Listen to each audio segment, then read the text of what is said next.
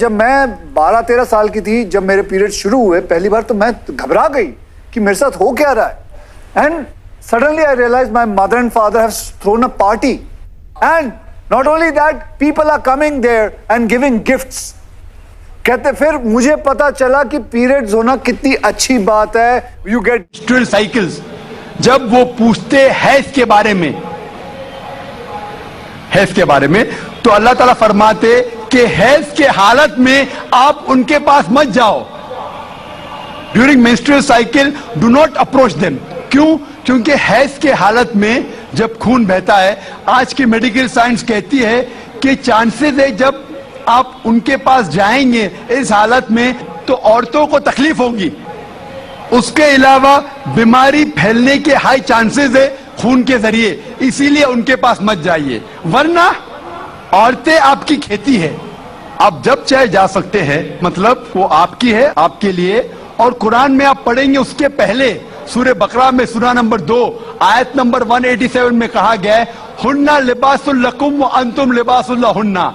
آپ ان کے لباس ہے، وہ آپ کی لباس ہے. مطلب آپ کی بیویاں آپ کے لباس ہے اور آپ اپنی بیویوں کے لباس ہے. لباس کا مطلب گارمنٹس. مین مقصد ہے لباس کا کور کرنا، پروٹیکٹ کرنا، چھپانا، بیوٹیفائی کرنا. یہ کام ہے میاں بیوی کا. تو یہ آیت میں جو کہا گیا ہے menstrual cycle don't approach them and they are your tilth, treat them as you can. اور اس کے اور کئی معنی ہیں جو medically we can prove. a land جب ہل چلاتے ہیں تو ہل چلانے کے لیے آپ کو پتا ہے کہ بیل کے پیچھے ایک سخت چیز ہوتی ہے، لکڑی. اس طریقے سے آپ there are various different meaning that be careful. جو زمین رہتی ہے it is very soft, the soil is soft. سنبھال کے آپ ٹریٹ کیجئے، سنبھال کے ان کے پاس اپروچ کیجئے.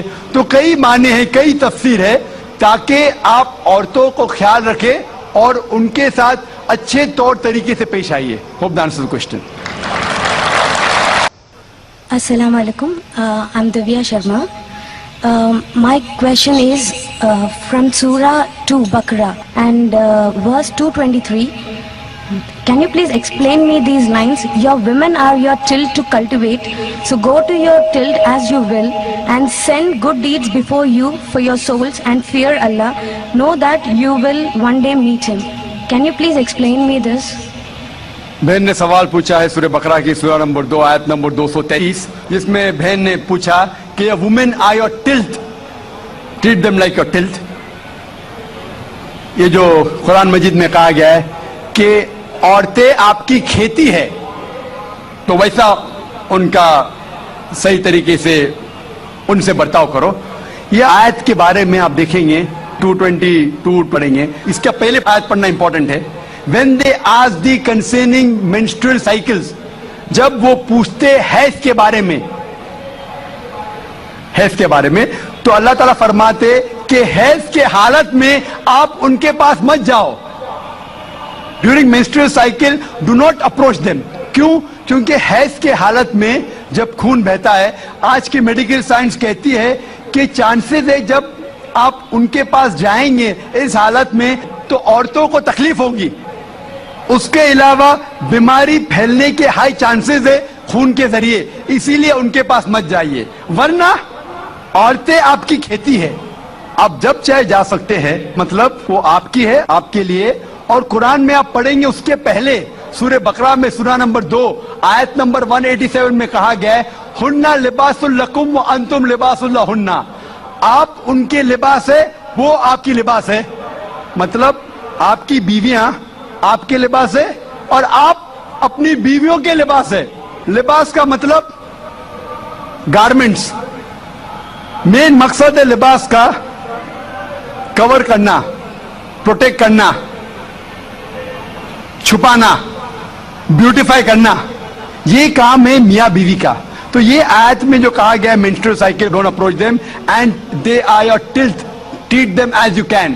اور اس کے اور کئی معنی ہیں جو medically we can prove.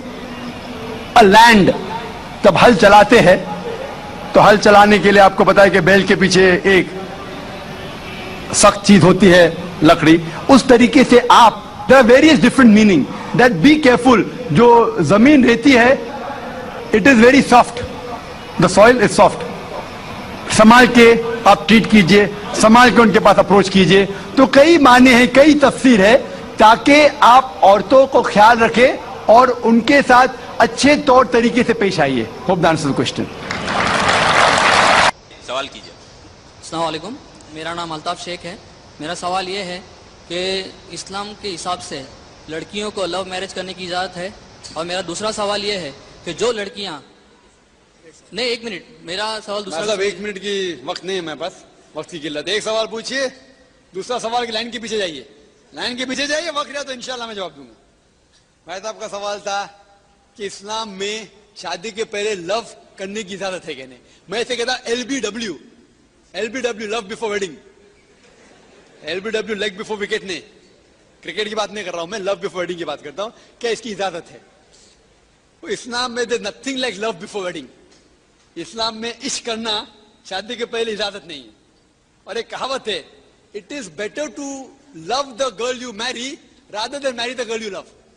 It is better to love the girl you Mary. जो लड़की से शादी करो उससे मोहब्बत करो, बेहतर है बनिस्बत जिस लड़की से मोहब्बत करती उससे शादी करो. अगर लैला मजनू की शादी होती थी तो शायद दूसरा को घर के हालात की वजह से क्या होता अल्लाह आलम. तो जहां तक के हालात है, एक खातून और एक मर्द को, एक लड़के और लड़के को अपना जोड़ी चुनने की इजाजत है.